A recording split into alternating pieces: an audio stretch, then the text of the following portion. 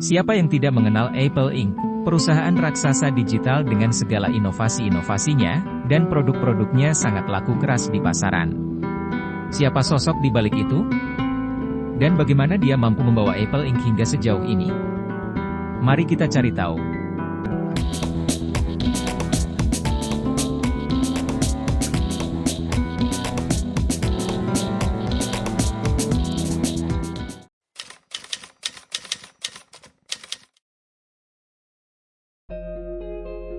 Steve Jobs lahir pada tanggal 24 Februari 1955 di San Francisco, California, Amerika Serikat. Ia dibesarkan oleh ibu tirinya, Paul dan Clara Jobs, yang mengadopsinya setelah ibu kandungnya meninggalkannya. Saat masih kecil, Jobs dikenal sebagai anak yang tidak suka duduk diam dan selalu ingin mencoba hal-hal baru. Ia juga dikenal sebagai anak yang cukup pintar dan suka membaca. Pada usia 12 tahun, Jobs mulai tertarik dengan dunia teknologi saat ia menemukan sebuah buku tentang elektronika di perpustakaan sekolah. Ia menjadi sangat tertarik dengan isinya dan mulai belajar tentang elektronika dengan mengikuti kursus-kursus dan membaca buku-buku yang tersedia. Pada usia 13 tahun, Jobs bertemu dengan Steve Wozniak, yang akan menjadi sahabat dan rekannya di masa depan. Kedua orang ini memiliki minat yang sama dalam dunia teknologi dan mulai bekerja sama untuk membuat perangkat elektronik sederhana. Mereka berdua juga sering menghabiskan waktu bersama di Homebrew Computer Club, sebuah klub komputer yang populer di San Francisco pada tahun 1970-an. Pada usia 17 tahun, Jobs lulus dari sekolah menengah dan memutuskan untuk tidak melanjutkan pendidikan ke jenjang universitas. Ia kemudian bekerja sebagai teknisi di Atari, sebuah perusahaan yang memproduksi video game. Ia mengumpulkan uang yang cukup untuk pergi ke India dan mencari spiritualitas pada usia 18 tahun. Setelah kembali dari India, ia kembali bekerja sama dengan Wozniak untuk membuat komputer yang dikenal dengan nama Apple I. Masa muda Steve Jobs adalah masa di mana ia mulai menemukan minatnya dalam dunia teknologi dan mulai bekerja sama dengan sahabatnya, Steve Wozniak, untuk membuat perangkat elektronik sederhana.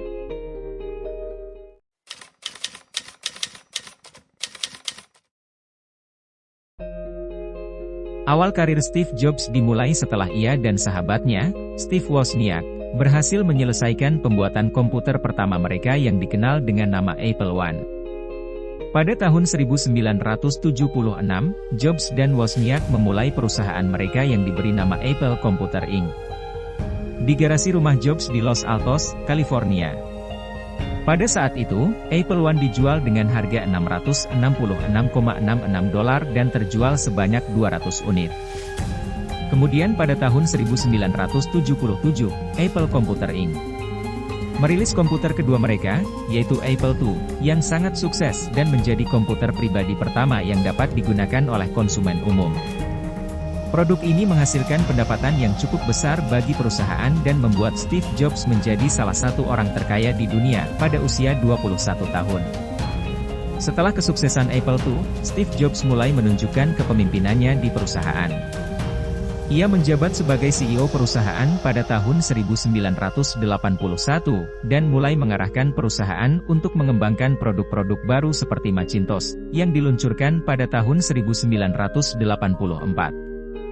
Produk ini menjadi salah satu produk yang paling sukses bagi perusahaan dan menjadi dasar dari sistem operasi komputer saat ini.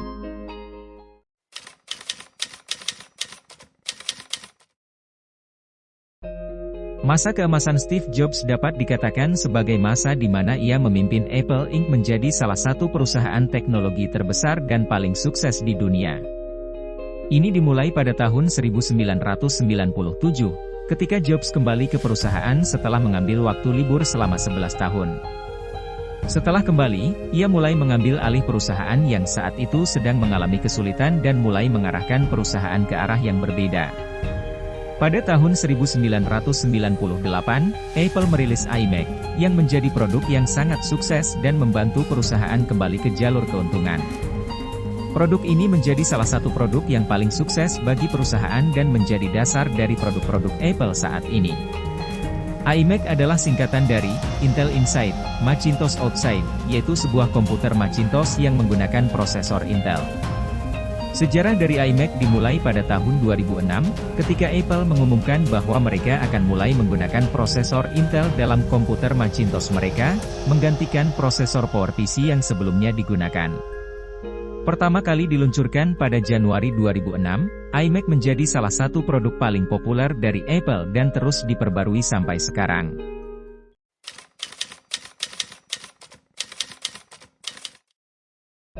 Steve Jobs dan Bill Gates adalah dua orang yang sangat berpengaruh dalam dunia teknologi dan keduanya memiliki hubungan yang cukup rumit. Pada awalnya, Microsoft dan Apple bekerja sama dengan baik, dengan Microsoft membuat aplikasi-aplikasi untuk sistem operasi Macintosh. Namun, hubungan mereka mulai menjadi renggang pada tahun 1985 ketika Microsoft merilis Windows, yang menjadi pesaing utama Macintosh. Jobs menganggap Windows sebagai plagiat dari Macintosh dan menuduh Microsoft mencuri ide-ide dari Apple. Namun, Gates menganggap bahwa Microsoft hanya mengambil ide-ide yang sudah ada di pasaran dan mengintegrasikannya dengan baik dalam Windows. Hubungan kedua perusahaan juga makin renggang karena perbedaan pendapat tentang bagaimana aplikasi harus dikembangkan dan dijual. Walaupun keduanya sering berseteru, Jobs dan Gates juga pernah bekerja sama pada beberapa proyek seperti pada tahun 1991 ketika Apple membutuhkan bantuan Microsoft untuk mengembangkan sistem operasi Macintosh. Kemudian pada tahun 1997 ketika Microsoft membeli saham dari Apple.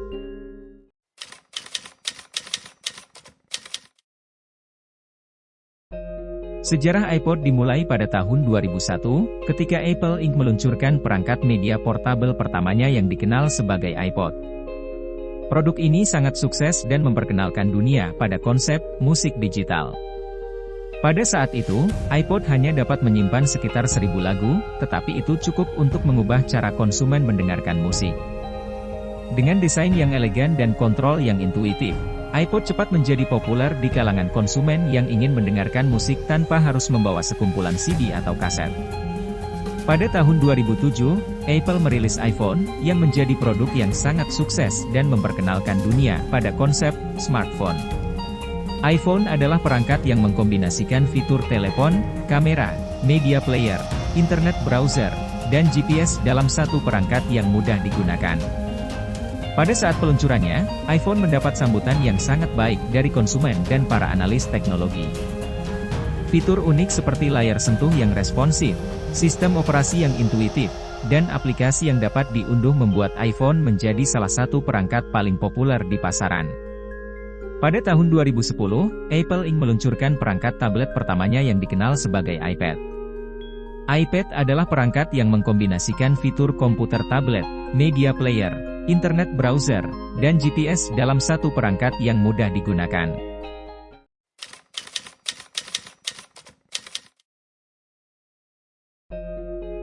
Steve Jobs meninggal pada tanggal 5 Oktober 2011, setelah berjuang melawan kanker pankreas selama beberapa tahun.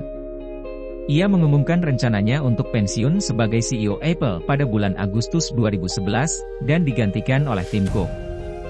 Kematiannya dikondolensi oleh banyak orang di dunia, termasuk rekan-rekannya di industri teknologi, politisi, dan publik. Pada tahun 2008, Steve Jobs mengumumkan bahwa ia menderita kanker pankreas yang jarang terjadi, yang dikenal sebagai neuroendocrine tumor, dan menjalani operasi yang berhasil pada bulan Juli. Namun, kanker itu kembali dan ia mengambil cuti dari perusahaan pada Januari 2011 untuk menjalani perawatan medis. Ia kembali bekerja sebagai CEO Apple pada bulan Juni 2011, namun pada bulan Agustus 2011 ia mengumumkan bahwa ia tidak dapat lagi melanjutkan tugas sebagai CEO karena kondisinya yang semakin memburuk. Jobs diakui sebagai salah satu pemimpin dan pengusaha teknologi terbesar di dunia dan ia meninggalkan warisan yang sangat berpengaruh dalam dunia teknologi dengan produk-produk yang dikembangkan seperti Macintosh, iMac, iPod, iPhone, dan iPad. Ia diakui sebagai salah satu pemimpin dan pengusaha teknologi terbesar di dunia.